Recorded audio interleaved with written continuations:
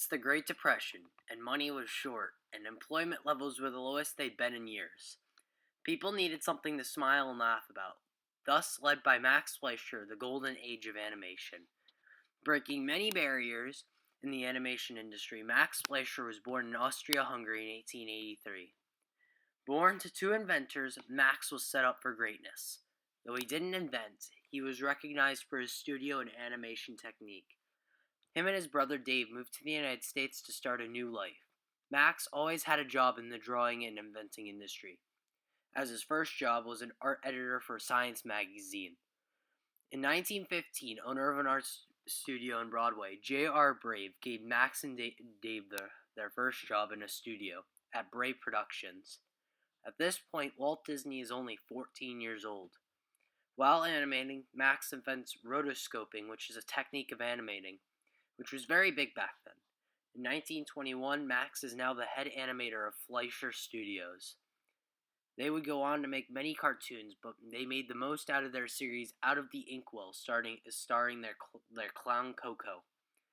These series of cartoons came out in 1924.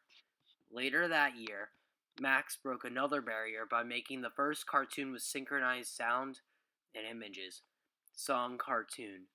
This was one of those balls on the lyrics sing-alongs.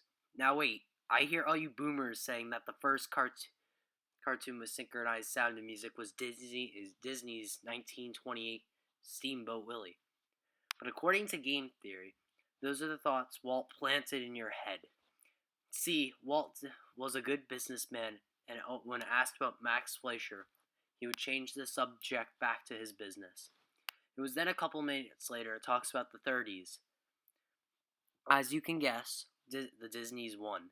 Their light-hearted, magical cartoons brought in by younger audiences, while Fleischer's cartoons were very dark with cult and death.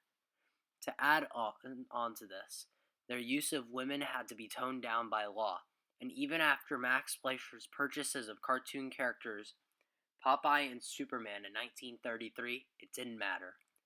This left Max Fleischer with a broken-down business and a forgotten name, even after all the barriers he broke.